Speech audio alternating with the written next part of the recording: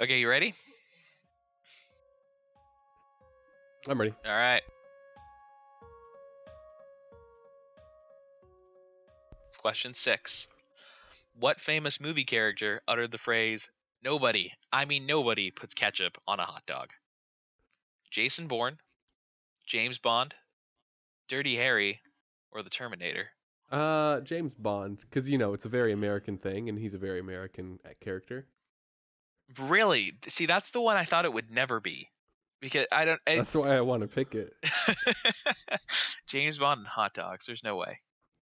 Dirty Harry. Clint Eastwood's Dirty Harry uttered this line in Sudden Impact. See, in my mind, I got that one right because I knew my answer was wrong. Yeah, I could see that. Also, don't play like that. That's a mean way to play. Play the game. Question 7. I'm playing the game. Which classic Hollywood starlet said that hot dogs and champagne were among her favorite foods? Marilyn Monroe? I think it's Marilyn Monroe. Marlene Dietrich, Elizabeth Taylor, or Katharine Hepburn? I really want it to be Marilyn Monroe. She dated a football or a baseball player, didn't she? I have no idea. Yeah, she was married to Marilyn Monroe husband. Maybe it was her boyfriend or something. What's his name? Joe DiMaggio. Yeah, she's married to Joe DiMaggio before she was found dead. I'm gonna go with Marilyn Monroe. Sure. Yeah, I'm fine with that. Do you not know the history of Marilyn Monroe? I shouldn't say it like everyone knows it and everything. I say it because oh man, it was Marlene Dietrich. That wasn't my guess either. So Marilyn Monroe died under very weird circumstances, and I believe she died right before JFK was murdered, like a couple years beforehand. And there was talk that they had both had an affair and were somehow linked to the mob. Oh yeah, I remember something about that. Yeah. Anyways, my but mom. I just kind of read it in passing. Yeah, my mom. She worked in the mortuary where Marilyn Monroe was buried, or it was brought through and everything. And they're like, it was the weirdest case. They're like, all of her paperwork was like gone, and she had strangulation marks on her neck, but it just said for her cause of death, like, we don't know. It was like unspecified. Oh, that's not shady at all. Yeah, it was real shady. All right. Question 8: True or false? Hot dogs are included as a menu item at the Vatican. Oh, I want that to be true. That's got to be true, right? Yeah, I'm fine. Yeah, that's absolutely true. That's totally true. Vatican has hot dogs. Yeah, it's true. Oh yeah. Holy hot dog. The Vatican snack bar. Oh, that's where I want to go on vacation. I wonder if the Vatican snack bar. I wonder if the Pope ever goes to the snack bar in the Vatican. I hope. I'm pretty sure he has people bring him things from the snack bar. I hope so. He's got to go there at least once. All right. Which blonde bombshell? I don't know any of these names. Oh, I know like one of them. Blonde bombshell was named Miss Hot Dog Month early in her career. Wait. That what kind of a name is that? Miss Hot Dog Month? Why is it? Is there a calendar?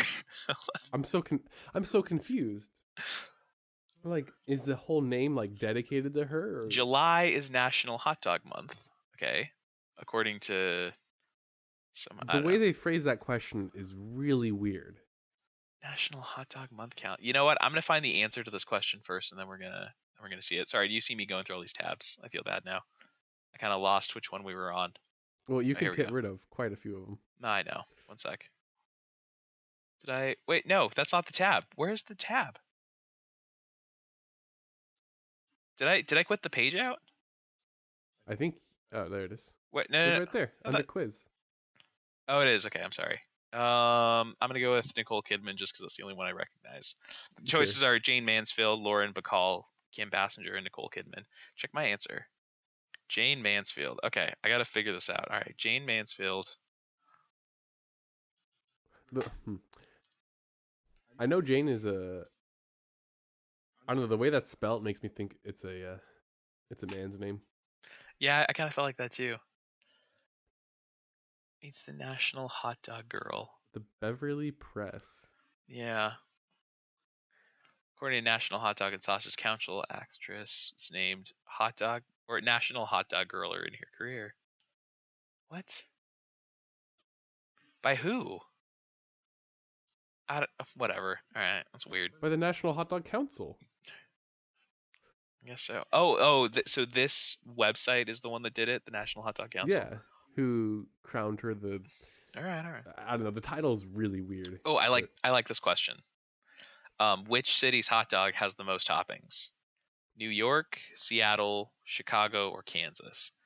So I'm guessing. Well, what's your pick? wha- I'm so confused because So like, have you ever had like a Chicago dog or a Seattle dog? no, I haven't. I usually don't Really? buy hot dog. No, Oh yeah, man. that's the thing.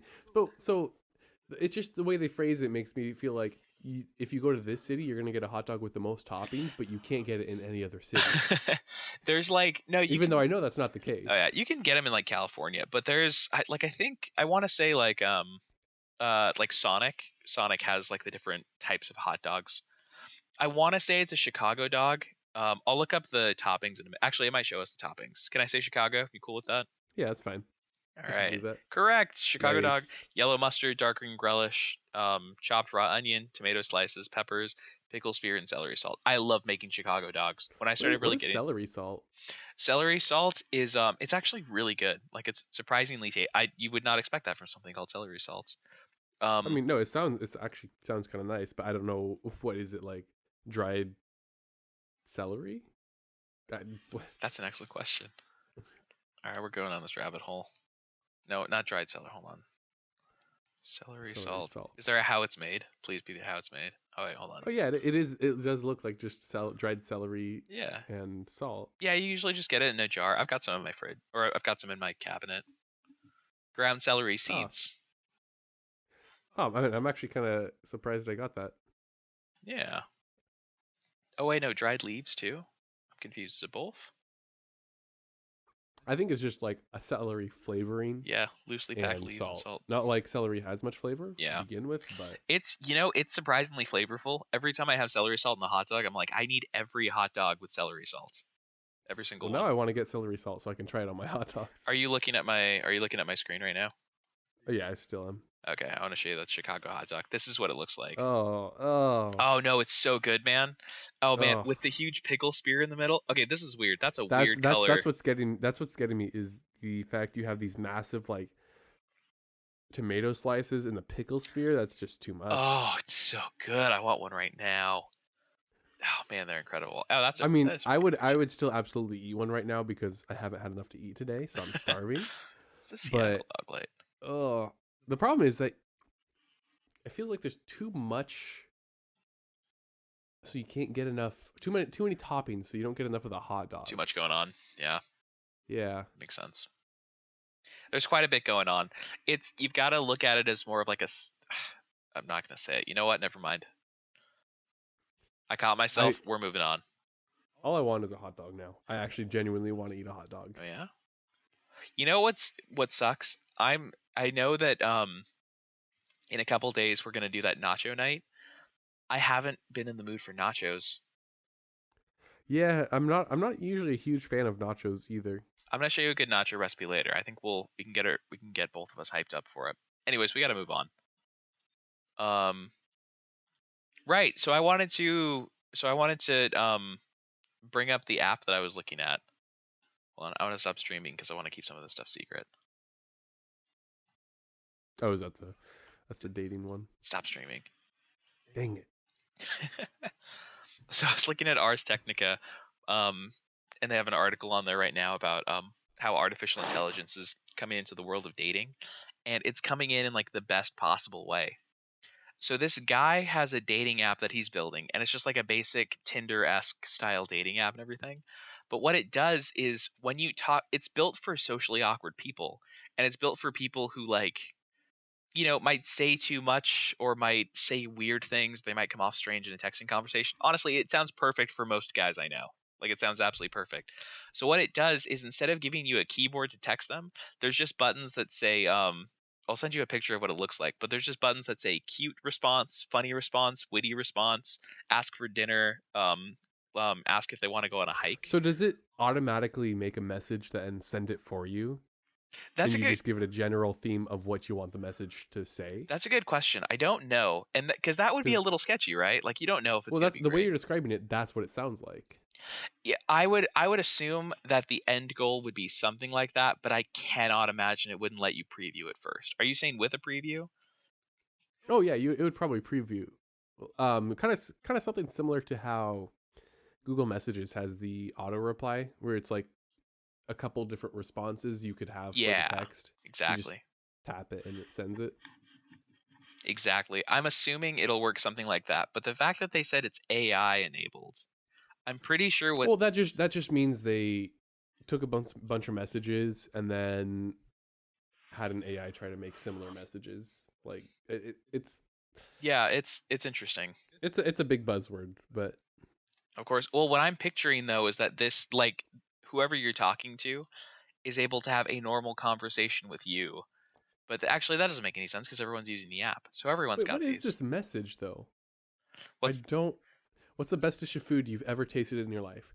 Can we go there if we make this thing work past 17 and a half dates?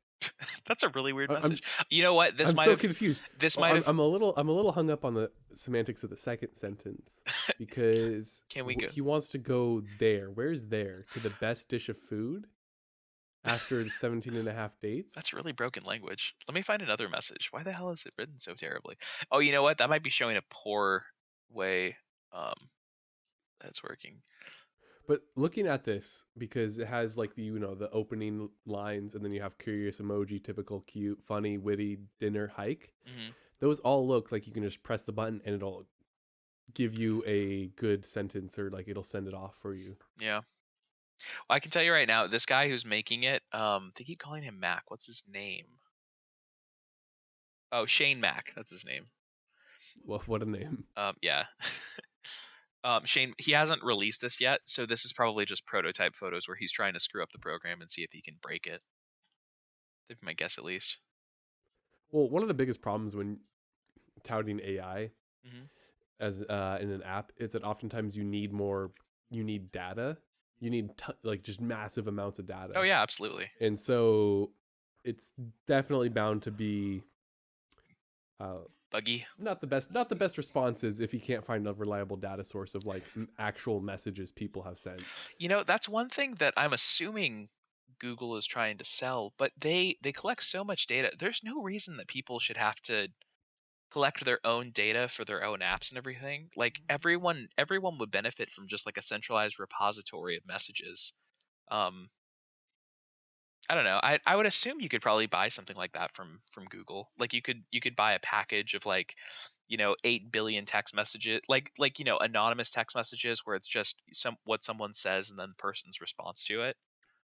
That's got to be a thing that they sell, right? Well, with something like text messages, I don't know why Google would have text messages of all things. Oh, well, Definitely, whatever they're definitely doing. chat messages, but Well, not just chat messages, but they're I know that they catalog and store everything that people say to their Google Homes. They keep all of that stuff too. oh yeah, I think there was a big story a while ago on how like they weren't able to be anonymous enough in saving the messages because what they'll do is they'll just give recorded transcripts that they just secretly recorded of people's homes, and then the people have to well, like they have to be snipped, or they're only allowed to give like 2 or 3 seconds because it's got. I think they're given transcripts of what the person has said um, in their home, but it's got to be totally anonymous and like cut up into really tiny amounts.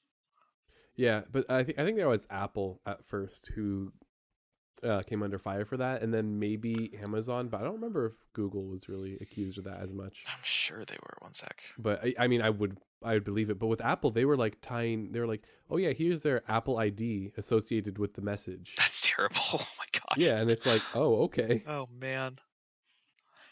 Is everyone in the world basically doxxed now? Like, if you look hard enough, could you find anybody's home address and credit card numbers and such? Probably could, couldn't you? A lot. Some of it you'd probably have to go out and get yourself, but I mean, you could probably break into at least one side that has your credit card.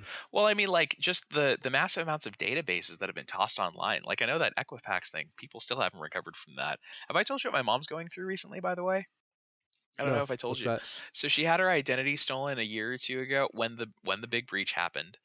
Um, and so she just got a call. I don't know. She got some weird mail, like piece of mail, and so she called her bank, and they were like, "Listen, that's a really sketchy piece of mail. Let's look into it."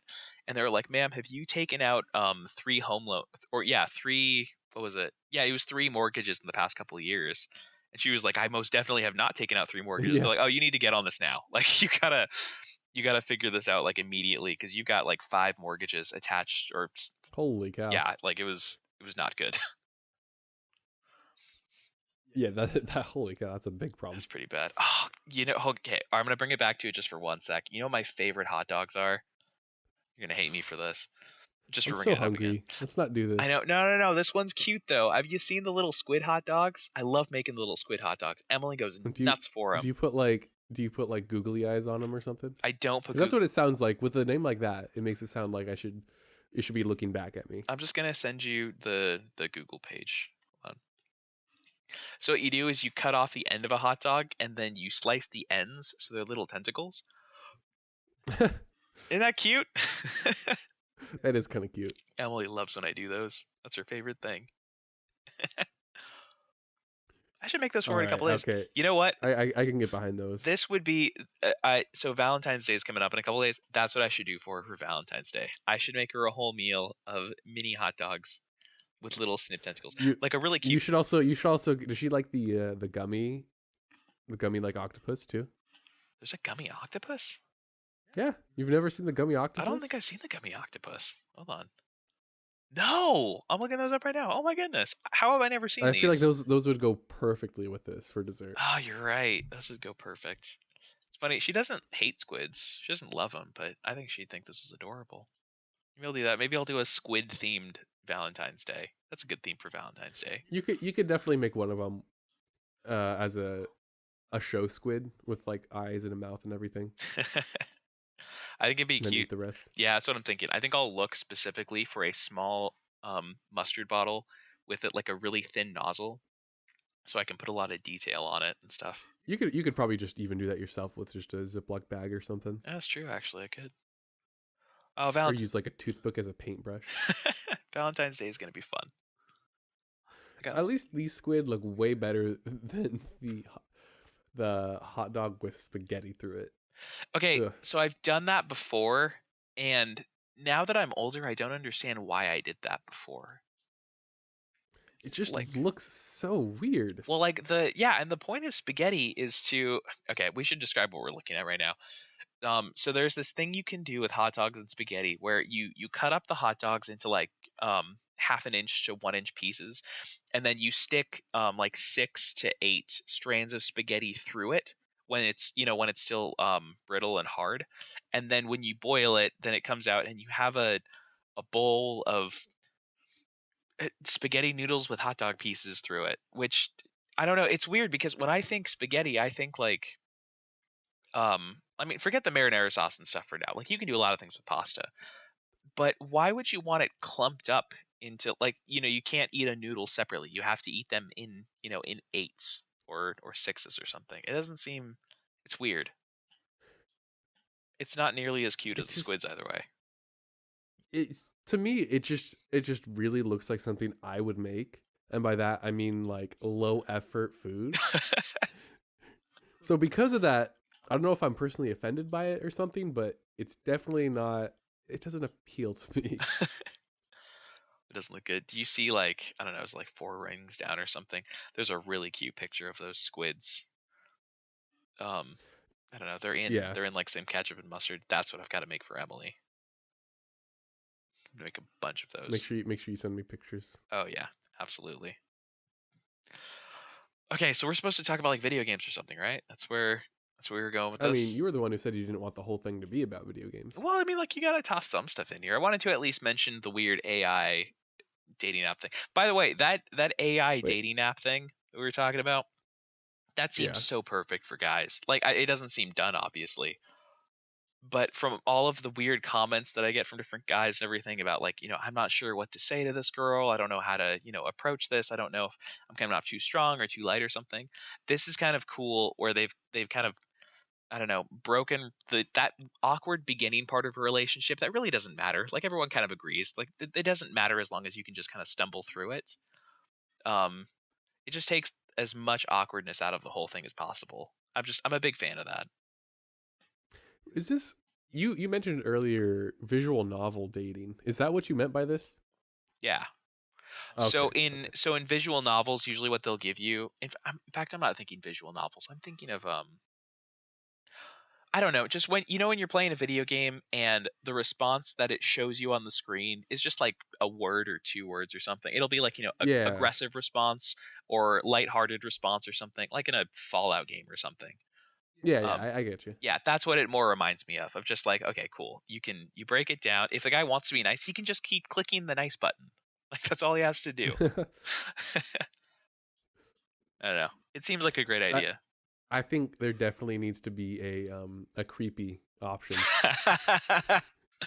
Oh man. just so they all have like as many options as possible.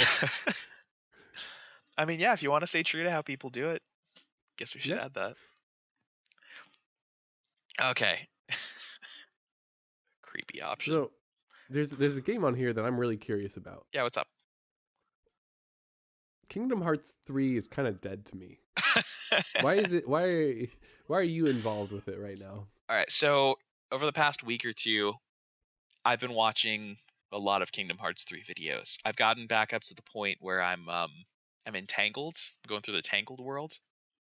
So a long time no, not a long time ago. I think 2 years ago or so, I started really getting into this one channel, and I feel bad because I don't remember its name. I think it's Extra Credits. I think that was the gaming channel that I got into. And there's one particular guy on that gaming channel that I really just came to adore. Like I enjoy spending time with him in that kind of sense, in a let's play sense. And so he's been doing all of these different games. So the first one he ever did was Dark Souls, obviously, because it's Tim. Like, of course, that's the first game he did. Oh yeah, yeah, it all makes sense now. But it was cool because he'd never played Dark Souls before, and he had a friend there who'd played it, and they were both game designers. The whole point, the reason I like him is because he's an animator, and a lot of his friends are involved in different aspects of gaming. And so Yeah. he'll play through these things and just be amazed at just like minuscule details that you'll never notice. Like I remember he was playing Dark Souls and the first thing he noticed was how the feet step on the stone on like stone staircases, because in order to have feet step on different different steps at the same time is actually quite difficult, and it takes some canoodling to get the animations to work properly. Yeah, that would be quite tricky indeed. Yeah, so it's fun. So it's just fun being like, oh, cool. Like this is from his perspective, like what's going on and everything. So he got into the Kingdom Hearts games a while ago and started playing those, and so those have been enjoyable to watch. But he just started Kingdom Hearts 3, so I've been really enjoying it because I'm waiting. I'm waiting for that moment that we all had, where it went from like, okay, I'm gonna muscle through this bad thing, to like, oh, this is like bad. Like this is a really bad game. So you're just waiting for like him to what's the word? Like validate your own opinions. See, I was, but I Jake, I'm coming around to Kingdom Hearts 3 and I hate myself for saying that. I don't know why. I'm not noticing I don't know if it's just this guy's personality, like overall of the scenes, like he's just more of a Disney fan than I am or something. I am so okay with it now, and I'm waiting to hate it again. And I don't know if that's going to come. I know that the switch is going to be when he gets to Frozen, because nobody's going to enjoy that. It would take a crazy person to enjoy the Frozen level. But he took me through the not he took me through, but he was playing through the I think the first level is the what is it, Hercules, and he was enjoying Yeah. everything about the Hercules level, and I was like, okay, that level wasn't too bad. Like it was an okay level. It was a strong start to just be like an exciting, crazy level where things are exploding constantly. Okay, I'll give him that. And then he went to Toy Story, and I was like, okay, like Toy Story, it didn't do what we wanted Toy Story to do, but like it, there was still some merit to it and stuff. Jake, I really hate myself for thinking these things. And I almost want to stop watching this guy because I don't want this opinion to change. I thought I knew like two things in life. I thought I knew that hot dogs are really good and they're not a sandwich. And I thought that Kingdom Hearts 3 was bad. Like those are the two things that I knew for sure. I just don't know anymore. It's making me question a lot of things about reality. To me it sounds like because Kingdom Hearts 3 was at the end of the day made by a bunch of professionals. Hmm. So I think it's easier for you now to see the game as just like an a Like a technical masterpiece yeah, aside from. like a technical accomplishment Mhm. and a finished product. But still from a user end perspective, Yeah, It's bad. those are the kind of things that you're probably not going to notice as much. And so it doesn't add as much to the, because even if some things might be good, then the other parts that fall flat kind of just take away from it, and so the overall product just doesn't work. I mean, I think you're at least partly right. I mean, you are definitely right in everything. I think there's a lot there that, because this guy has a background in Disney. I think he has friends that work for Disney. He's a big Disney fan. He likes to talk a lot about the animation of Disney and the people working in it. And he's a big fan of video games. It's easier to appreciate things like that. Um, to just the layman playing the game, it just was bad. Like that's, if you could sum it up in one word, that was just the word people used. Just like, I just don't want to play this. Like I just do not want to come back to this, and so I'm not going to. But you know how, like, have you ever experienced something the first time and hated it, and then learned a little bit more information about it and then enjoyed it the second time? Like, Yeah, I would say that was definitely me with Terraria. oh yeah, It took me like 3 or 4 tries to get into that game before I finally it clicked with me, and then I realized, oh, this is actually really really good. huh?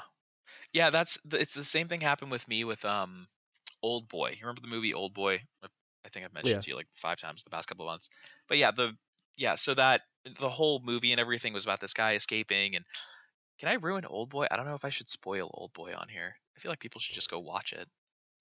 yeah. Well, because I really enjoyed the movie because I was gonna watch a review on the new remake with Josh Brolin, Hmm. but he was like, "Well, okay, first you should go watch the original movie because it's really really good." Yeah. And so I did. I was really glad I didn't have the movie spoiled for me because I really really enjoyed the original one. Did you watch that, or did you almost watch that review, I guess, before we the sun's getting away from me? Did you have any inclination of what Old Boy was before I watched it with you? Because I think we watched that movie together like a year and a half ago, 2 years ago or something. No, we never watched the movie together. I watched What? it on my own time. What? Yeah, That's crazy. Just like on, yeah. No, did I it tell you was it about was it? just it was just one of those because you know me, I don't watch movies like that often. Hmm. So it was really weird for me to just have this impulse to be like, yeah, I should probably take this guy's word and go watch the original. Huh. And I'm glad I did because it was a really good movie, but it's definitely an outlier for me. I Yo. don't usually do that. Oh yeah. It was a weird. Anyways, what I was trying to say was that I had a hard time with the movie the first time. I think everyone does, just because the ending is just very weird and wrong and strange and everything, and you just kind of think, oh, that was a strange thing. I kind of hate that they ended it that way. And then I started learning that the whole ending was actually based on a Greek tragedy, and that was and something about that was like, oh, there's actually like a big history to this. And I started going and researching all of the Greek tragedies, and then after I got more familiar with those stories, then I actually appreciated Old Boy like a lot more. Like it saved the movie for me. Really, Yeah. because it's been a while since I've seen it, so I don't quite remember the ending in exact detail, but I don't remember feeling that negatively about it. I definitely didn't mind it it as was much as you're making it seem like you did. it was more shocking for me. I don't know. What happened was I think I must have told you about Old Boy originally. I feel like, I don't know, whatever. Um I learned about the movie originally from a professor in college.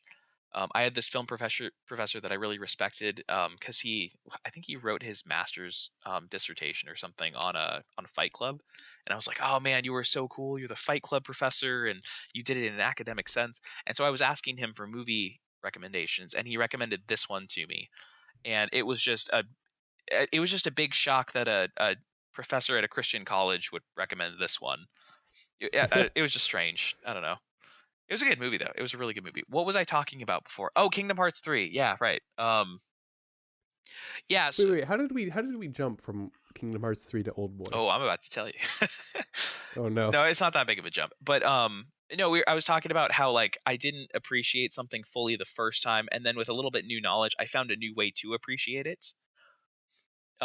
Anyways, Okay, I okay. think that might be happening with Kingdom Hearts 3, and I keep thinking lately, like, man, I should just pop in that disc just for like an hour and see what happens. Not on a new file, dear God, no. But like maybe try to get a little few more achievements or something, or see if it's enjoyable. I don't know. I'm worried though that you would just be disappointed again. Yeah, I might be. I feel like you might be a little more content to just feel like you appreciate the game more and just leave it at that. Yeah, so I might get really disappointed with Kingdom Hearts 3. I think what it might be though is I might just be starting up the cycle again. Every so often I kind of feel this huge nostalgia train kind of start up, and it always starts with like PlayStation 1 classics, then it goes to like one or two PS2 games that I enjoyed, then I have to replay through the PS3 games and then the PS4 games, and then I don't know, I stop a quarter of the way through all of them, and then I feel bad about But myself. I love how at the beginning of each different generation of consoles, you're talking about the emulators you're setting up and stuff. Yeah, you can probably tell exactly where I am in the cycle because of that. Yeah, I'm like, oh, GameCube. Okay, okay, yeah. It happens like, I don't know, once every 2 years or something. Oh, maybe it's more than that. But yeah, just every so often I just get, I don't know, on that big kick, and I've just got to go play through everything I enjoyed. But I don't actually play them. Like, I mean, you know how long I stick with games like that? Like uh, it's like 15 minutes. Like that's the Yeah, amount where yeah, like, not too long. yeah, the most exciting part is me getting it up and running on an emulator. And then once I've done that, I'm like, yeah, this was a thing. And I was like, yeah, this is not enjoyable anymore. I gotta, What a technological marvel. Okay, yeah. let's see if I can do that again. I just put in like 5 hours to a PlayStation 1 game a few days ago. Which I game? don't know if you know this. It's a game called Tomba 2: The Evil Swine Return. It was one of my absolute favorite games on the PlayStation 1, and nobody else agrees with me. Like it was like it was the one that killed the series. So it was the second Tomba. The first one was like like okay received and everything by this small company called Whoopee Camp. And the second one was created, nobody bought it, so they made no other ones. There's a Reddit group, and there's like 100 people on the Reddit group for Tomba. Um, I don't know. It's just this game that nobody cares about, but I really enjoy it. So that's what I spent time doing Platform. last week. Yeah, I had it. You know what happened was I had a slow day at work, and so I downloaded it on my phone. And I was just Oh, trying to beat the game while I was doing it. So yeah, it was fun. I feel like that game might be for you what like Jack and Daxter does for me, Very possibly. especially the second and third game. Hmm. Or just every once in a while, you're like, you know what? I'd feel really good to play that right now. Yeah, not to mention like I'm like, oh well, this is clearly one of the best platformers. Like, Hmm. it's a culmination of all the major platformers that came before it, Hmm. and it's just made them. It's just really good. Did Even though like that's discrediting like Super Mario 64 and like other huge ones like that. it's definitely the culmination of a flavor of platformers, because I don't think you've ever, I'm sure you've seen Super Mario 64 played. I'm sure you've never played it though. I mean, I've seen plenty of speedruns. Yeah, Yeah, it's like it's a very different kind of platformer. Like there's just something like that's just, I don't know, it's just different. I don't know. But yeah, Jack and Daxter definitely was the culmination for that kind of thing. Did you ever get into the Sly Cooper series? Because I never I played. didn't know, I but I did watch a speedrun of that for the first time. Okay. So that was like my first time actually seeing actual gameplay, Okay, what'd you and think? it would definitely be something I would have gotten into as a kid. Yeah, that's what I thought. Because when I saw Jack and Daxter as a kid, I was like, oh, like I'd rather just go play Spyro. But when I saw Sly Cooper, I was like, oh, this is fascinating. Like what they did with it. Because I don't know, it's a stealth game. It's a stealth platformer. It was cool. Definitely, I think the the biggest reason why I didn't play Sly Cooper or Spyro, Hmm. even though we had a PlayStation 2, is that I just didn't know about them and I had no way of finding out about them. Yeah, you're a bit of an island. So otherwise I probably those are games I probably would have played. But it's not like I never had like a gaming magazine and I wasn't like looking up PlayStation games on the internet or anything. So I would have no way of finding out about them You know, except for it's when we occasionally go to GameStop, but that. I usually stuck to games and series I already knew in that case. Yeah, I. What am I trying to say? I'm really glad for this kind of new generation. Like I really like that now we still have consoles. We don't really have consoles though. We really have PCs and we have mobile phones. And if you have those two things, if you have a computer and you have a mobile phone, you pretty much have access to every game that gets released now. There's a couple really notable exceptions, but beyond that, it's really not too bad. And I'm so happy for that because I feel like back in the day, and this was true for everyone. You were either a PlayStation kid or you were a Nintendo kid, and either way, I think you were left out of some like seriously heavy hitting games, like some really really good games. And you only Oh well, for me, it was more so like PlayStation or Xbox. Nintendo wasn't even a factor for me.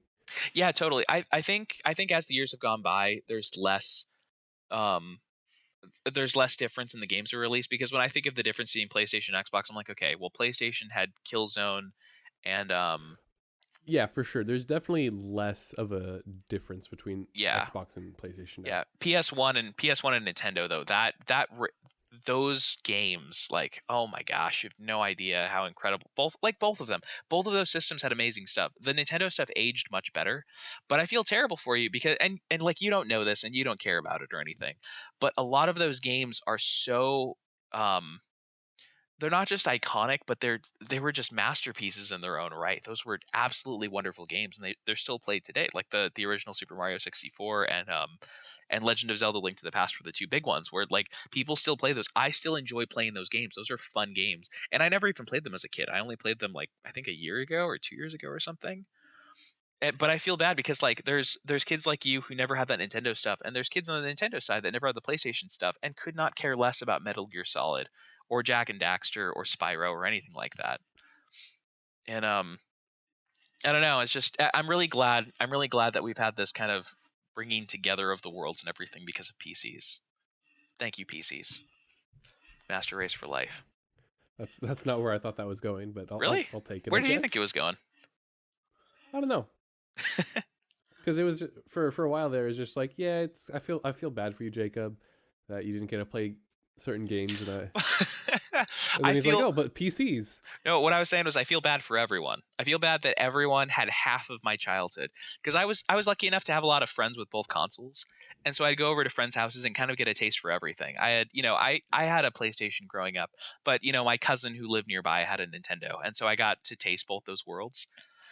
But yeah, no, I was just saying for everyone. Like, I just feel bad that happened because there was so much good stuff on either side, and I think it's hard to appreciate the games that are released now for on either side if you were only born in one of those camps. Like, I don't know if I think what's up. I don't know. It's just the more I think about it, the more I don't understand why everything has to be so separate, especially like how it was back in the day. Hmm.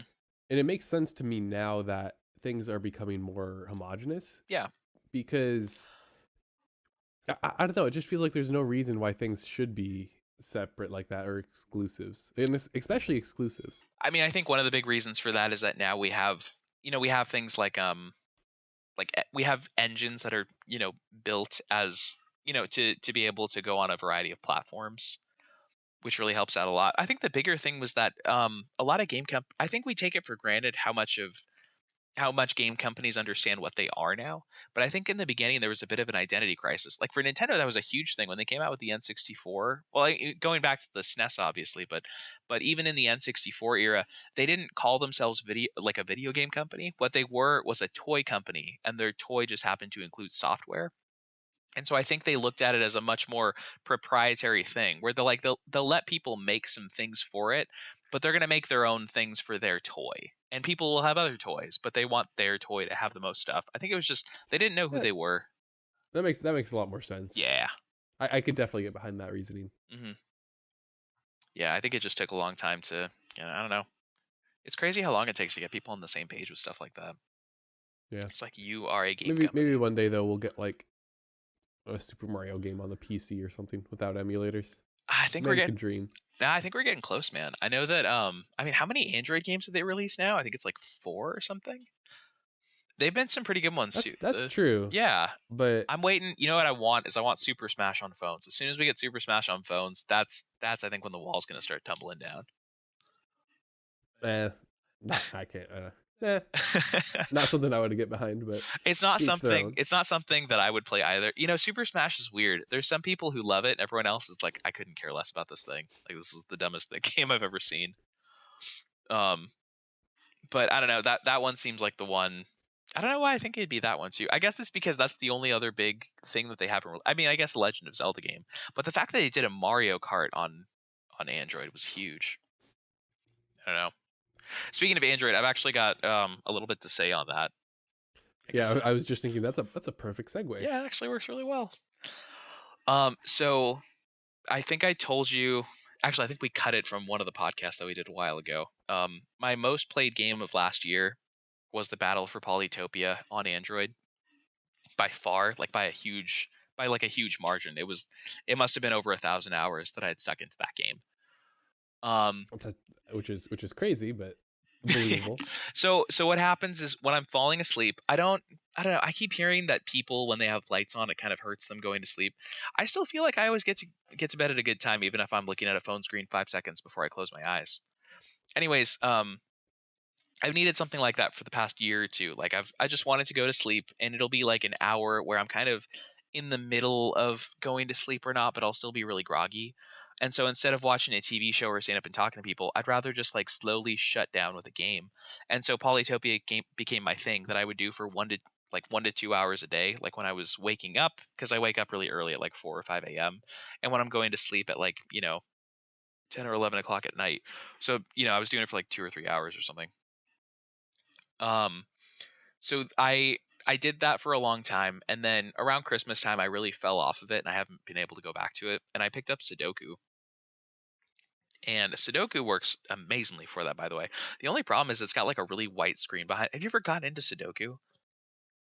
I've done Sudoku before, but I haven't really gotten into it. Yeah, I'm not saying there's like a community or something behind it, but I'll bet you there is though. I'm sure there is. I've just been getting into like downloading different ones. It got to the point where I started buying book. Well, I just bought Emily a book a little while ago. I've got one sitting next to me of like a ton of Sudoku puzzles, and I'm really jealous because I don't know, it's hard to do it on apps because there's something about the button pressing. It's not the same as like scribbling down numbers within the squares and stuff. And then like erasing them because you got it wrong. And Yeah. Anyways, I mean I got into Sudoku, which means there was nothing else for me to play on the stores that filled any kind of void like that. And I've been looking through it again and again and again. And I've been looking at forum pages and looking at, just magazine articles and stuff. There's nothing on Android that fills this gap. No, but not just like I'm about to go to bed and I'm sleepy, but just like good games on Android built specifically for Android or just mobile phones in general. There's just nothing there. I mean, I know it was a huge cash grab, but like nothing. It's just empty, man. It's just absolutely crazy. I didn't know if you had any thoughts on that. I just wanted to mention it. I mean, I'm not much of a Android gamer. I mean, my first thought would be like clicker games I, I because I've downloaded a couple of those, and I could definitely see myself like falling asleep to those. they're good. I mean, they're clickers, right? Like they're But that's the whole point, is that it requires minimum effort and minimum thought. And so oftentimes you might be having to like wait around for you to get enough resources, which is the perfect time to fall asleep. And yeah. so I could absolutely see myself doing that. Well, that's fair, but I'm talking more like the wider array of games that don't ask for money. There's just nothing that kind of I don't know. There's very few. Okay, so what I'm really talking about is premium games on the App Store. I'm talking about games that are just their own units. They're their own game. Like they're when you buy it, it is that. And there's a couple of them. Like there's a couple ports like what was the big one? Stardew Valley. Stardew Valley is one of them that got released on there, and people love Stardew Valley on phones. But there, I just thought there would be a market of like Android or mobile specific games that are just good on mobile and are full experiences. But there's just nothing, and I don't know whether maybe it's the way you play. It's difficult for people to get into it. I don't know. Maybe people only play phone games for like 5 minutes at a time. It's just weird to me because whenever I'm playing a phone game, I don't try to fit phone games into my day like, oh, I'm waiting in a lobby or I'm waiting in line for this thing and I need something for 5 minutes. If I'm doing that, then I'm looking around and I'm waiting to move forward in line. I'm only playing phone games when I'm like sitting down on a couch with nothing to do for like an hour or a half hour or something. It, I don't know. I thought there'd be something more. It's just a Yeah, huge wasteland. it's a definitely a weird market, Yeah, I'm just wondering. especially considering how accessible it is at like literally anywhere because you always have your phone on you. Yeah, absolutely. I thought there'd be someone trying to like really break into. I mean, I know it's been kind of difficult lately because there's just so much shovelware on there. So much horrible shovelware of just like, thousands and thousands of casino slot games and I don't know, just terrible. Oh, and then what's the other one? I don't know, the one where you're like building a tiny little base in this weird MMO sense and like the Clash of Clans stuff. There's like a million Oh yeah, Clash. well I mean those have been around. That's like Farmville. I I know. started on Farmville. I know. There's millions and millions of those, but there's no one who's like tried to make like really good phone specific things. I don't know. There's gonna be Clash of Clans people that are mad at me for saying that though. The community gets weird. Anyways, that's my depressing thing about Android. I just wish there was something else. Yeah, I mean most of it I can't really. I don't know what's the word. Empathize with, because that's not really, I don't really play nearly as many games on Android. I just I'd think. say the game on Android I have played the most of by far Mhm. was a game called Flow, Oh, and it's okay. just connect the colored dots and don't overlap the lines between them. Yeah. I actually had like, what was it? I think like I definitely got like over a year long streak on that game. Oh my gosh. But okay, well I should clarify streaks. Um, if you miss a day, the counter only goes down by 1 day. Oh, okay. Gotcha. So it's not like you have to play every single day. You can miss some days. It'll just, put you behind a little. Gotcha. But, I would play that because there was daily puzzles. And so I would usually try to beat those. I'd get to work in the morning, maybe like 5-10 minutes early. So I'd like try to beat them real quick. Hmm. And then I would, maybe do a little more if I like had to, go to the bathroom at work or something. Yeah. Because I couldn't usually get reception inside. So I'd, play that on the toilet. And then sometimes for my lunch break I'd also play it. So that was definitely by far the game I played the most of. See, that right there tells me that you're the perfect person to get into phone games, but there's nothing available for it. Like there's a way that you're able to, well, I guess in the toilet's one of the smaller things. I don't know why there's not more like really good solid experiences in that form factor. Like there should be tons of it. It's so incredibly accessible and stuff, but I can only think of like 10 maybe. I don't know, it just doesn't make any sense to me. I thought Yeah, there'd I be. think I think that game just clicked well enough with me. It's simple enough, so it's like a dark theme, doesn't drain your battery nearly as much, Yeah, totally. and it's literally just as simple as it could get. And so it was just convenient enough for me to pick up and do for a couple minutes at a time. What those kind of remind me of is okay, well if I make that Oh, analogy, sorry. what's up? Hmm? I should also say it was the most non-flashy kind of game, like no special effects or anything. So it's like as basic as you could get, but it just really clicked for me. I have an analogy in my head, but it's not going to make any sense if I say it out loud. What I'm trying to say is I think that that particular part of the market for phone games, the like hyper casual games, I think there's possibility for growth of like an infinite amount of them because it seems like everyone kind of picks one. Like there's a particular game for everybody that they just kind of click with. Because flow, like that's not going to be something that I get into because I don't I like a little bit of flash. I like when there's colors on the screen and stuff, and that gets me more into it. But I'm sure flow is probably perfect for you, like 100%. Whereas I know Emily, she's weird. She has like two or three that she constantly goes back to for that kind of stuff. I don't know. I Oh man. what? Now, Do you want to go play Flow? thinking about it, yeah. I lost my streak because I obviously got a new phone and I fell off the game for like a year. Oh no, So my streak is probably like in the teens now. it's time to get back But on it. I got a new phone. Hey, It might be something to do when I'm hiking too on the trail. yeah, gotta ride that pony. You gotta get back on that game. Have you? Okay, so really quickly, I mean, I don't want to get too sidetracked on this. So you have a new phone over the past couple months, or you got it a few months ago, I think, or two Yeah, months like ago. one or two.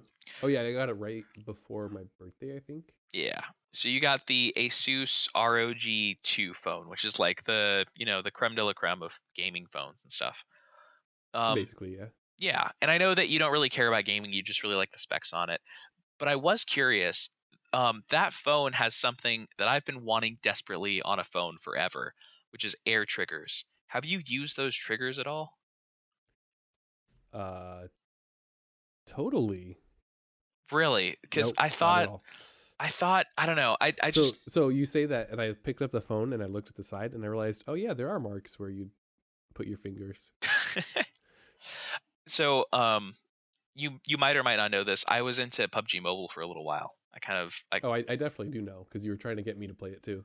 oh yeah, why didn't you ever play with me? You should have played with me. Anyways, um, that was really fun, but I kept falling off of it because there was no. First of all, nobody can play a battle royale forever. You need a break from it, and I was hoping for another game to fill that void, but it doesn't exist. Anyways, um, there my big issue is that you had to aim and shoot with the same button, which means you have to take your thumb. It was just a terrible experiences. But air triggers would have fixed that. Ugh, I can't talk right now. Air triggers would have fixed that perfectly. So I don't know. I guess I wanted to ask you if they feel good, but you've never used them. I gotta wait till you Yep. actually use them for something. I can almost guarantee you now Yeah. I will never use them on this phone Wow. Why? because I've never played a phone game that actually would have ever even required them. Well, you might not have yet, but I'm sure there's something that could pique your interest. Well, okay, so a shooter or a racing game on my phone. Not gonna. Yeah, you say that. Maybe I've played a racing game on my phone once, but I definitely Hold on. didn't I'm trying to stick with build it long. I'm trying to build the perfect game for you. Okay. Jacob's favorite shooter. What's Jacob's favorite shooter of all time? What was the best one? Oh, of all time? I'm just gonna put the word mobile on the end of whatever you say. So keep that in mind when you say this.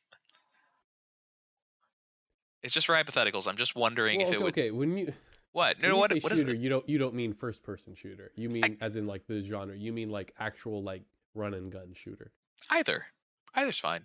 Because I would obviously say games like Portal and I don't think. like Half-Life, but then also games like Risk of Rain, You know what? because those are all shooters. You could totally do a Portal mobile. I think that would do really well, actually. I think that'd be a pretty good one. I think you could get into a Portal mobile. No, I couldn't because I wouldn't feel immersed. I wouldn't be as engaged in the game.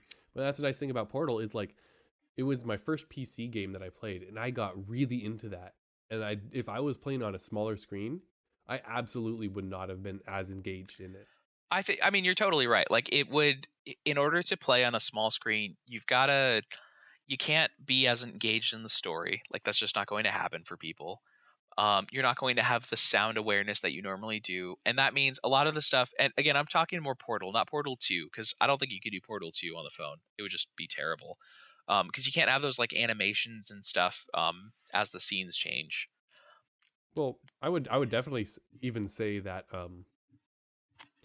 with the original Portal, there's times where you have to do too quickly of and too precise of portal placement that wouldn't be really easy on a phone. So here's the real kicker, or here's the real question I'm asking though. Do you enjoy the base Portal game enough to like just the simple act of like solving the puzzle of these portals? If it ran really, oh, by the way, I have something to tell you in a minute that blew my mind. But if it ran well enough, would and there was a team behind it that was like adding levels every month there was like two new levels that came out for it, and you paid one flat rate and then you get access to all of them as they come out and everything. Would that be enough for you to give it a shot? Like, do So you enjoy the base mechanic enough? I'm gonna say no, because Really? one of my favorite things about Portal is how self-contained it is and how Hmm. succinct it is. And Okay. I don't go back to Portal to play like user-made levels.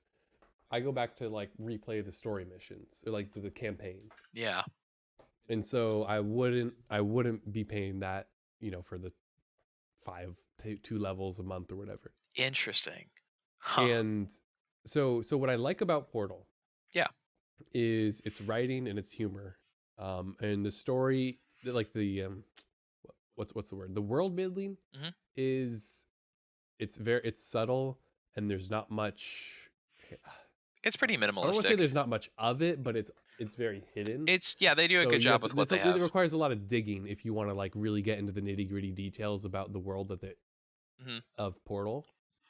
Um, so I really like that. It's kind of like the discovery part of it. Hmm. I like the aspect of portals and how they're momentum based, because physics games almost always, I should say, just click well with me if I can mess around with physics. Hmm. Um, and yeah, I think that's the two most important parts Hmm. is the physics and the momentum and all that, and then also the writing and such. Okay. So I don't think the You don't think it could keep your attention? yeah, on such a small screen, I can't get engaged as much Interesting. because if it was if Portal was originally released on a phone, and also I was thinking you could probably get 30 frames a second on a dumbed down version of Portal on a phone, no problem. Oh, never mind. I'll tell you in a minute. Keep going. But it's just if I like the world, I want to see more of it, and I can't. I feel like I can't do that on a phone. I feel like I can't like enjoy it as much as I feel like I could be on a small phone. So I really hope that at some point you start messing around with games on your phone. I'm really curious as to I don't know. I always get like my mind is blown more and more every time I download a new shooter. I don't like them and I don't think they're done well, which is why I wanted to ask you about why there's such this weird wasteland with Android games. But for that style of game, I'm amazed at how much they're able to put on the screen and the kind of quality you can get. And the thing that I keep giggling about, I just wanted to tell you, did you know that iPads now run Fortnite at 120 frames per second? I mean, I'd believe it. That's crazy. What do you mean you believe it? That's insane. They're Yeah, well, Fortnite isn't exactly known for its like high resolution textures or anything. it's not small though. Like it's And not a it's not like it's over there looking realistic. It's a very stylized game, and so I could absolutely see oh that man. running at 120 I on the think you're iPad. thinking of this like Doom, like running Doom on things at 120. This is a No, full-fledged. I absolutely am, and I'm thinking of how all the textures are flat, and there's no oh, what's the word? I can't think of. There's no bump. There's like no bump maps on anything. There, so it's just a very simple game, but it's Dude. stylized so it works, and so I can absolutely believe that, and especially the iPad because that's a tablet and that has way more processing power than a phone.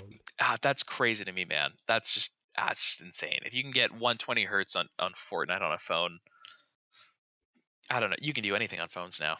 That's just amazing. By the way, I'm amazed that we haven't seen Skyrim come out for iPad yet. That's got to be coming this year. There's no way it's not. God, I hope not. There's I'm they've done with got to do Skyrim. it. I know everyone is, but they've got to do it. That's the only one. They released it on Switch. The Switch has less power than iPads. They're totally going to do it. There's no way Well, I they mean, won't. they released The Witcher 3 on the Switch for goodness sake. Yeah, they shouldn't have done Like, that. I eh, there's people who buy it, yeah, I guess. I'd be really Apparently, curious to know the numbers for that. Like how many people are there that just don't care enough about anything to buy Witcher on a machine like that? Just like well, I mean, the same people who own a Switch and like want to play more games on it. no, Really, no, because there's like a huge indie scene on there. Like I really enjoy my Switch because there's a lot of independent games that do not require any, like Undertale. Like Undertale's a wonderful game, and that you don't need processing power to run that on a Switch.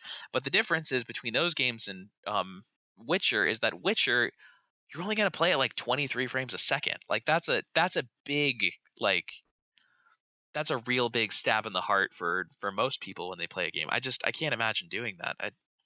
I don't know. I feel like this a lot of people who have the Switch don't have a computer capable of running The Witcher 3 at any better frames than they can on the Switch. Yeah, I guess so. I don't know. I can't imagine like, if I buy the game and I've never played a game before, okay? This is in this magical scenario. I've never played a single game in my life. And I pick up that game and I'm enjoying it. Like I enjoy the first couple amounts of Witcher. I get to the first little, I don't know, I get to like Velen or Skellige or something. Who cares? And then I have to like look up a YouTube tutorial and then every YouTube video I'm watching, how to beat this area, like what place to go to, like my YouTube stream would be better in every sense of the word than what was I was seeing on my Switch. That would bug the hell out of me. I don't know Well, that. that's always going to be a compromise you make when buying anything on a console. Yeah, but I don't, man, the Switch is a real step down for a game like that. Oh, also that was another thing though when thinking about the small screen size Hmm. is that the game doesn't have to look as good. Like the fidelity doesn't have to be as high on something like the Switch because the screen is smaller, That's and true. that's especially true for phones. That's a pretty good point. And that's how they can get away with getting higher frames like you're saying with Fortnite, is because they don't have to make it look as good as a nice big Oh yeah, 21-inch monitor. yeah. 720 will do just fine, if not even a little bit less. Yeah, exactly. Yeah. Hmm. Okay. So, I had another game on this list that I wanted to ask you about. So, well, actually, the one that you put on. It's So, oh wait, sorry. what? It's the Risk of Rain 2, sorry. Yeah. I thought you were gonna go for the other one, the PS4 game. Oh, yeah. Actually, as I start, let me talk about that really quick. Maybe we'll end with Risk of Because Rain because those 2. are those are some words together I'm not a fan of. You don't like PS4s anymore? What's wrong with PS4s? No, it's just that doesn't feel okay, sorry. Okay. That's Anyway, I'll talk about this really briefly because it's not as bad as I thought it was a few minutes ago. I just downloaded Sims 4 for PS4 on PlayStation Plus. It's free right now for all the owners forever. So I got Sims 4 for PS4. I wanted to play it because I wanted to make fun of my sister. So I made her and her boyfriend, but her boyfriend's cheating on her with an 80-year-old black woman. So yeah, I've been having some fun with that. I wanted to put it on the list because when I first started up the game, the user interface it's different than all the other games. I don't want to say it's bad. It's actually more intuitive, but it's how sometimes they'll make something so incredibly intuitive that if you're used to doing it another way, it makes no sense whatsoever. You kind of know what I mean by that? yeah, I think so. Yeah, this is kind of the same thing. When I was making my sim, like this is a good for instance. When I went to the sim creation where like you get in the menu and you start building your person, I was furious because it looked like EA had stripped out the ability to customize your character. It just gave you a random person and you could assign them a personality and toss them into a world. You couldn't change their gender, you couldn't change their face, their clothes, anything like that. Which is like that is Sims. Like what The it quintessential Sims yeah, it's like yeah, experience. it's like that in house building. There's nothing else in Sims besides that. Like except like the if you didn't have those two things in Sims, then it would just be a button that says woohoo on it and you just click the button to play the game. That's all that would be left. Um anyways, so I was just furious when I saw that. So I looked online right before this because I was like, you know what, I'm mad about this. That can't possibly be true. It turns out it wasn't. So what I'm used to is there like in the top left corner there will be things like, customize your Sims. And then you'd click customize sim, and then there'd be a drop down menu of like, outfits for outside, outfit for working out, outfit for formal wear and stuff. In this, the way you change all those things is you just click on the shirt and then it just pops up a menu for that. So they made it this hyper intuitive thing where it's like, oh yeah, that actually makes sense that they would do it that way. It's just like, you want to change the shirt, so you click on shirt and you can change the shirt. It just, I don't know, it was too simple for me. I just got mad and quit the game. I just rage quit. So, That's funny. anyways, yeah, I had more to say on it, but all of it turned out not to be true because I was just being an idiot. So, anyways, you've been playing Well, another game. Oh, sorry, what? no, I was just thinking. To me, that's not as it's not my wouldn't be my preferred way. I would much rather have like a list of items I could change, as opposed to it being all visual like that. I think that And that is more accessible, I would say, as well, to have it as a text list as opposed to like having to click on, their pants to change their pants. you make Um, you make an interesting point because I think you're right. Assuming you're using a cursor to play the game, I wonder how many people playing Sims 4 are. Well, PS4 doesn't make sense for this, but like I know that the Sims version for Android, which I think is terrible. Man, I feel bad for saying all of these Android games after saying that there's nothing to play on Android. I still stand by it. I swear to God, I do. oh, real quick though, I need some What? clarification. Yeah. Do you use a cursor then, or on the screen, or is it like you press down and it moves them down?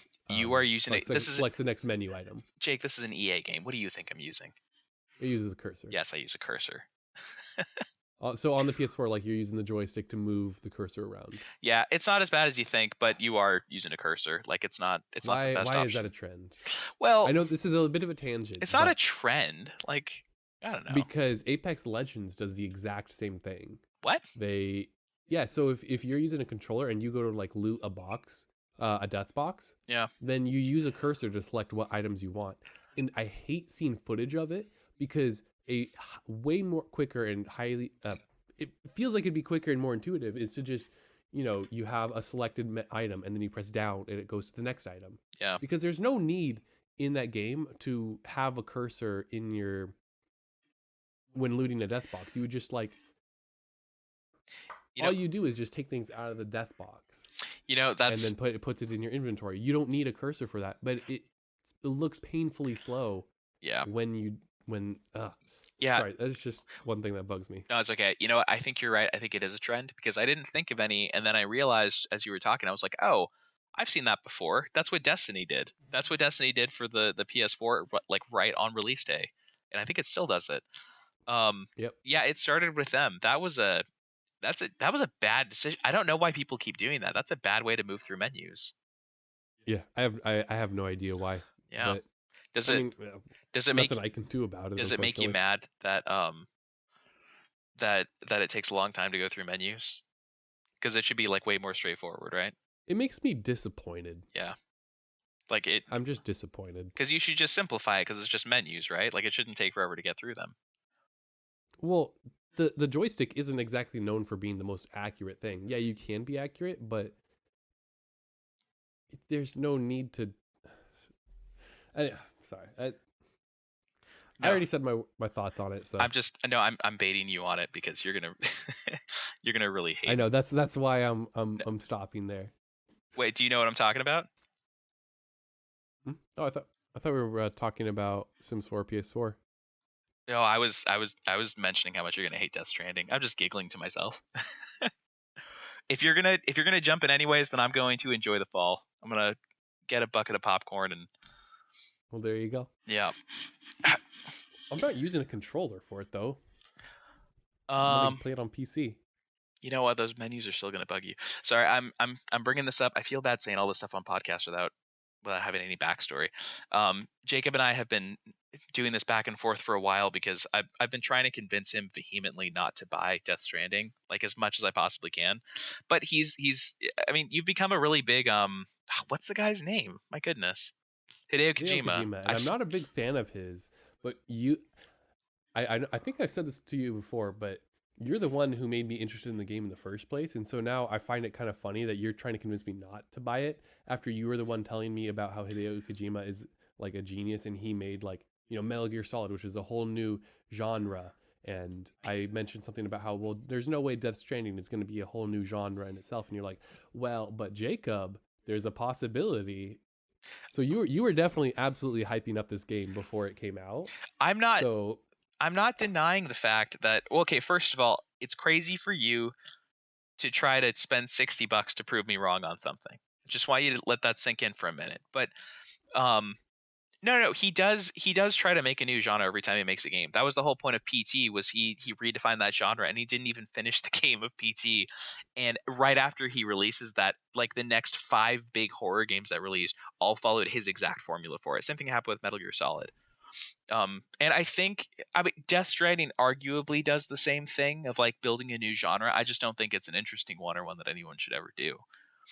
Um, but man, I don't know. Anyways, we've been having this back and forth on it where I've been trying to convince him. I started as I'm really excited for this game. You should get it. It's going to be amazing and stuff because it seems crazy.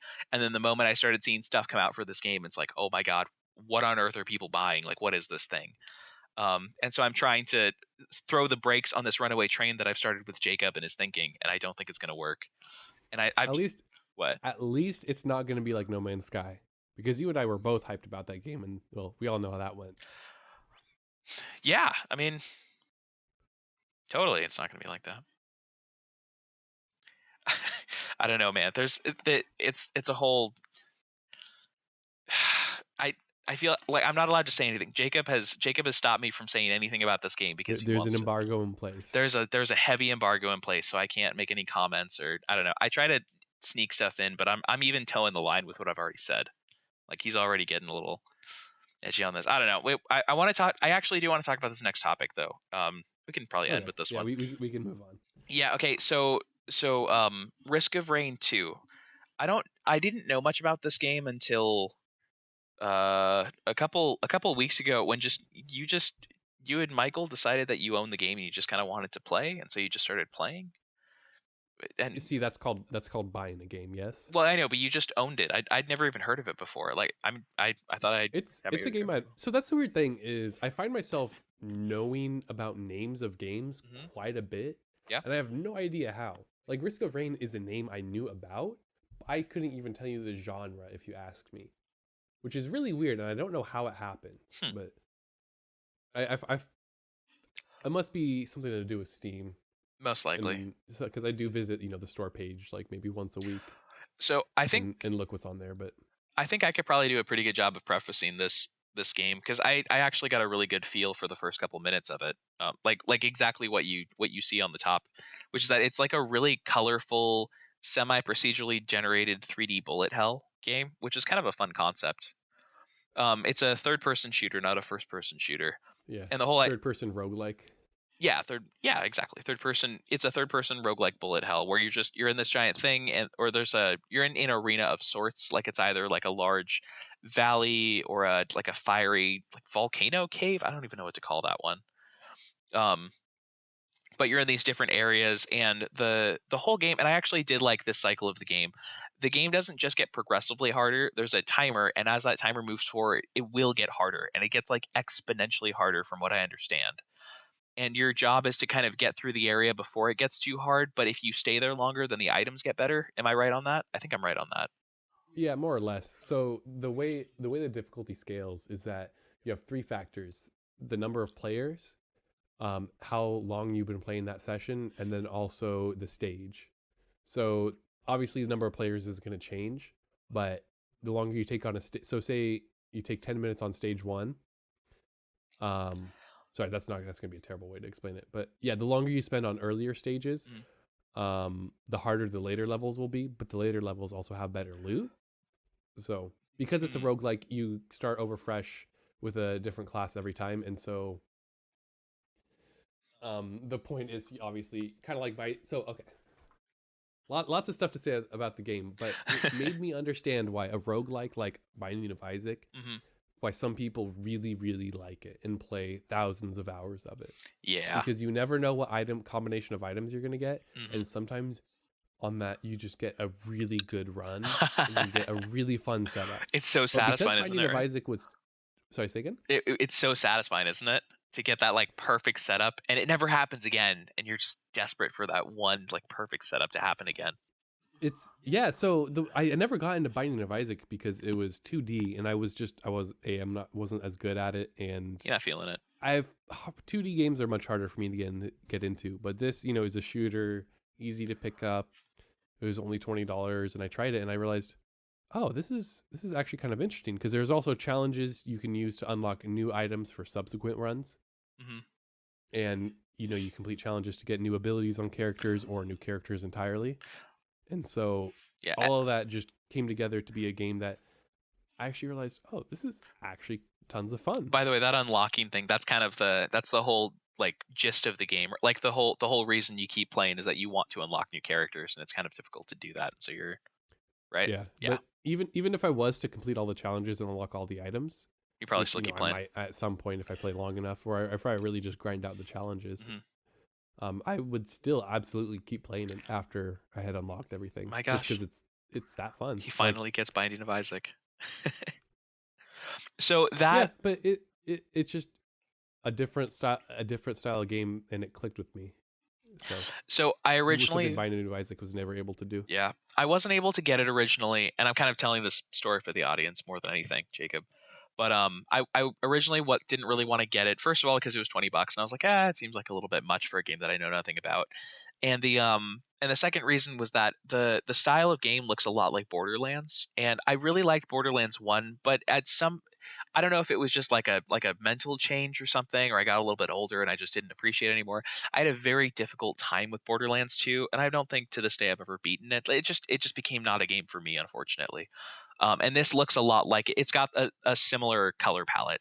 Really, that's the only thing that's the same is that you use guns and that there's similar colors to it. But it was enough to to make me standoffish. But then Jacob called it a Binding of Isaac esque kind of game, and I think and that's the reason I fell off it. So the way this story ends, by the way, Jacob, is I actually ended up getting a refund for the game after we played that one session, and I played a little bit on my own. I just had a feeling that I wasn't going to go back to it.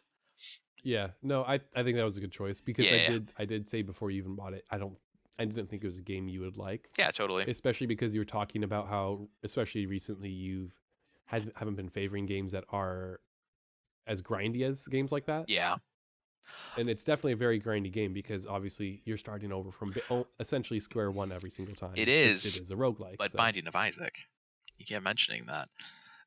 And Binding of Isaac, I see where the analogy comes from because I was curious about that because when I think of Binding of Isaac, it's a whole different thing. Because one of the and you probably wouldn't know this about Binding of Isaac because it's not important, but the what makes Binding of Isaac really special is that all of the levels have um there's secret doors behind things and there's RNG as to where those secrets are and what kind of traps and stuff are behind them, so you're trying to balance items and equipment and everything to where you have enough resources to not only open them but also like randomly try to like just fire at walls with special weapons in order to try to get them open.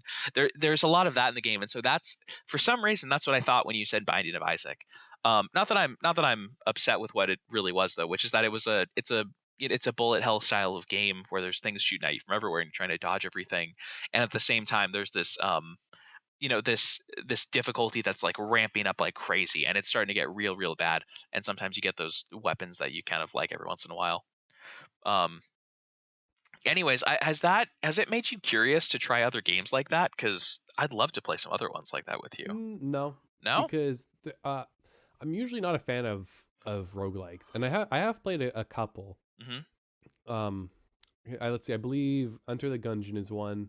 Mm-hmm. I've played Wasted. I've played. Oh, there's another one I can't remember its name, but I've played a couple. I have played Binding of Isaac as well, and they just never really. Well, actually, I should also say all of those except Wasted are also 2D, Mm-hmm.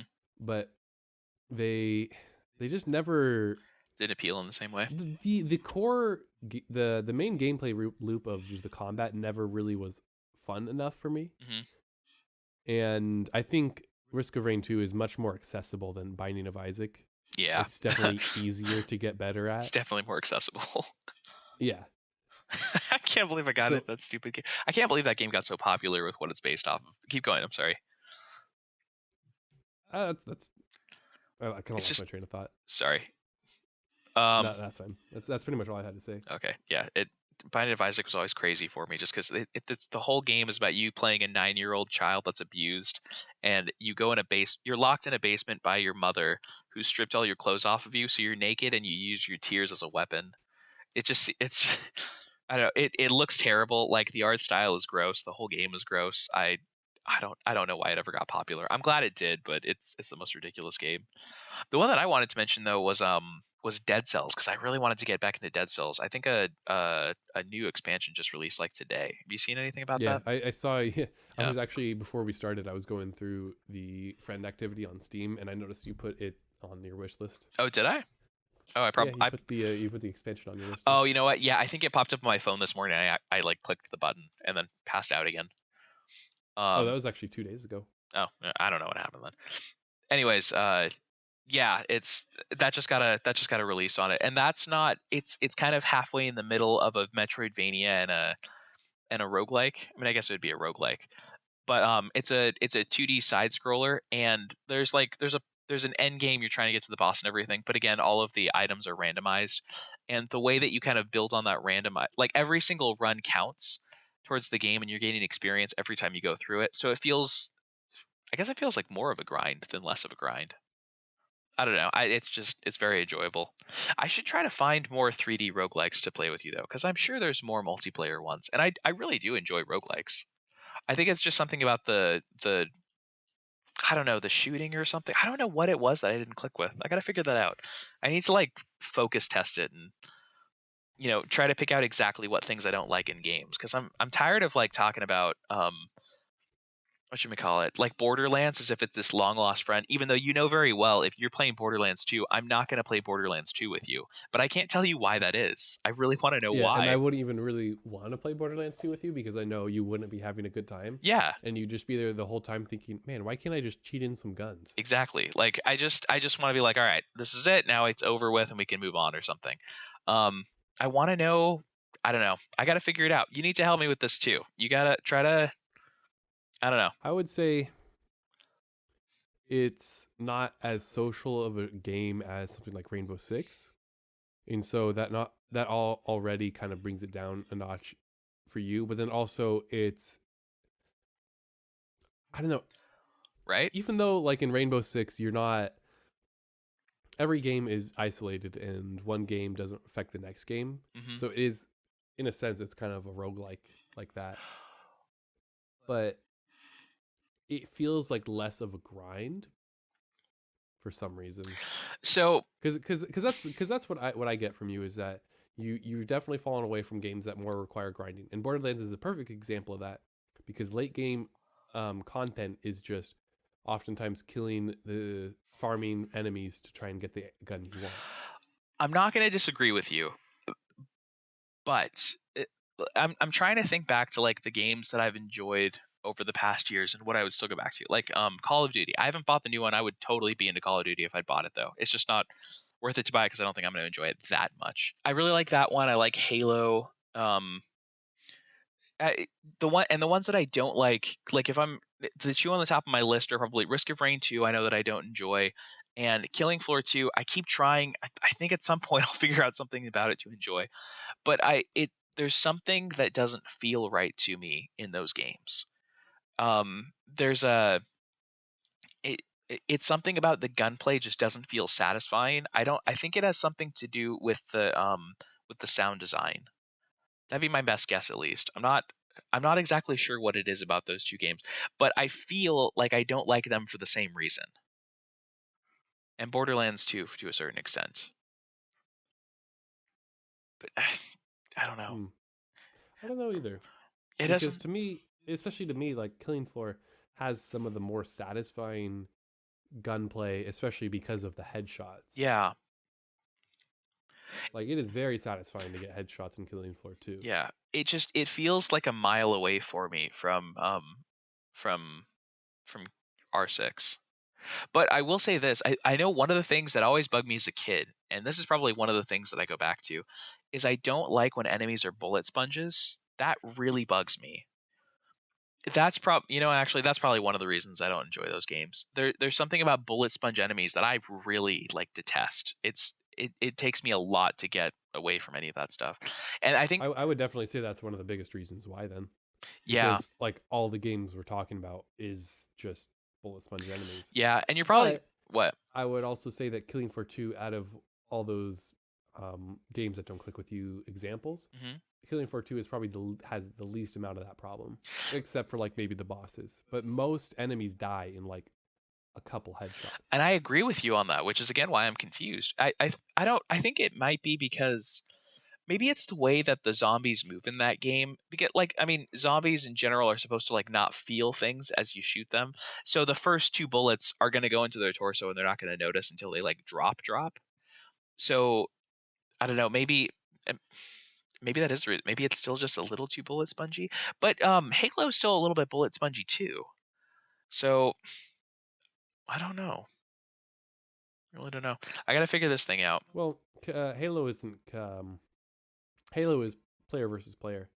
Killing Floor 2, the only purpose of playing the game is to just, you know, Well, uh, you're there's playing against entities. You're just playing for it's kind of more skill based. I don't know, but mm, like that's the only competitive part of it is learning the mechanics really detailed. But you're not going to use them against enemies. You're just going to use them against the same Zed yeah. that you fought against last time. Hmm. I don't know. It makes it more complicated because Half-Life 2, I also have a big issue. Like Half-Life 2 Deathmatch. Um I think it's just that I haven't spent as much time. That game is definitely more fun. I do enjoy that game, but I don't really get into it. I don't know. But I do get into like I know we were mentioning Fear a while ago. And I guess maybe one of the differences is that Fear is a bit more realistic in terms of gameplay. Like they try to go for a more realism thing with their graphics. I really don't know, man. Hmm. I don't know. I'll figure it I out. think, yeah, Rainbow Six just feels like a good combination for you of like complexity, Hmm. but Also, social and non-bullet sponge enemies. You know, it's funny. You keep mentioning that, and you're right. I do enjoy Rainbow Six, and I get cravings to play it occasionally. I think that my time on Steam really is a poor reflection of how much I really enjoy it, though. You probably know this happened, but when Corey was on deployment, he happened to be getting he happened to start playing right when I've woken up in the morning, because I'd be up at like 4:30 or 5 in the morning or something, and like I'd be like groggily trying to wake up, and so I'd play an hour of the game before I had to actually do stuff, and he happened to be on at the same time. So I didn't necessarily I think I died more often than like I would just get like I'd pull full donuts for like 4 or 5 games in a row, but I started playing a lot just because it was like a nice time to talk to Corey. Um, anyways, I think under normal But circumstances I don't think but I'd what I'm have saying though is I don't think you would have done that so much if I it didn't enjoy it at all. was well, yeah, if he was playing Borderlands 2 or Risk of Rain or Killing Yeah, Floor 2, that's probably that you true. definitely wouldn't have hopped on. Yeah, most likely. I think one of the differences too, I think it's the way that you and Michael play. Not that you guys play badly or anything, but and I know this is definitely true for you. You tend to be a bit of a one-track mind. Like you like really focusing on things in order to get them done. And you know like Well, that's you say that, but Michael's even more so than me oh yeah, in that absolutely. regard. Oh, totally. Well, that's the reason. Like, I enjoy playing with Michael. Like, especially when it's cooperative games, then Michael's really fun to play with because like he's in it. Like he is playing the game. Committed, Oh yes. yeah, to his full potential and everything. But a game that feels like it should be more social, like Risk of Rain 2.